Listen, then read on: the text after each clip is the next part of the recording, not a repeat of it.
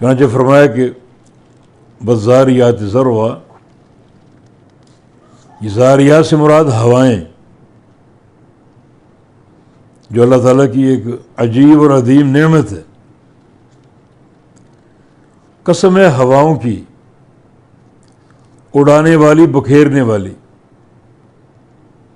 یہ ذروا اس سے مفعول مطلق ہے اور اس میں ذاریات کی تاکید ہے، اڑانے والی، بکھیرنے والی ہواؤں کی قسم۔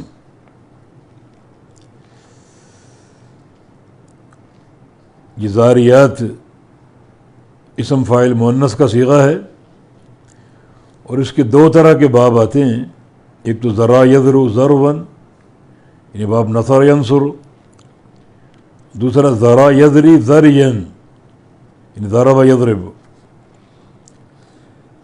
معنی کیا؟ وہ ہوائیں جو اڑانے والی ہیں، کن چیزوں کو؟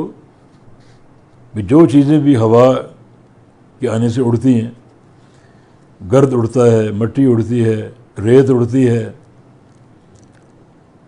اور بادل اڑتے ہیں، اور ہواؤں کی وجہ سے سمندر چلتے اور بہتے ہیں، اور بعض اوقات ہوائیں جو ہیں سمندر کا رخ تبدیل کر دیتی۔ تو پھر ہوا، اس میں افادیت کے بہت سے پہلو۔ اب بادلوں کو اڑاتی ہے وہ بادل جو پانی لیے اڑتے پھرتے ہیں، اور پھر جو اللہ تعالیٰ کا مقرر مقام ہے وہاں برستے ہیں، اور دنیا اس سے مستفید ہوتی ہے۔ بارقب ہوا کی قسم،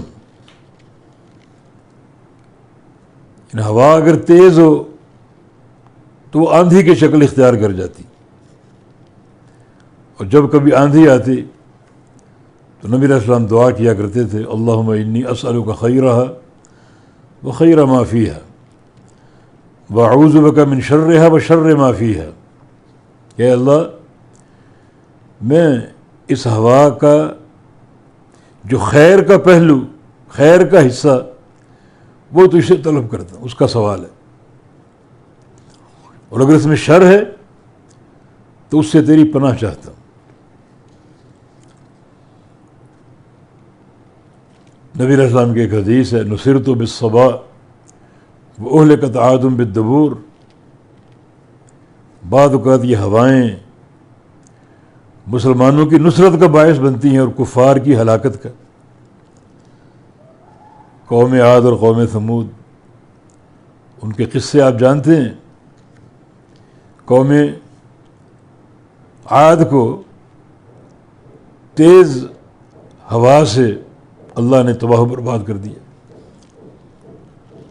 اور جنگ احزاب کے موقع پر اللہ تعالیٰ نے اسی ہوا کے ذریعے اپنے نبی کی مدد کی اور کفار کو تتر بتر کر دیے، ان کے خیمے اکھڑ گئے اور وہ ہزیمت زدہ ہو کر بھاگ گئے۔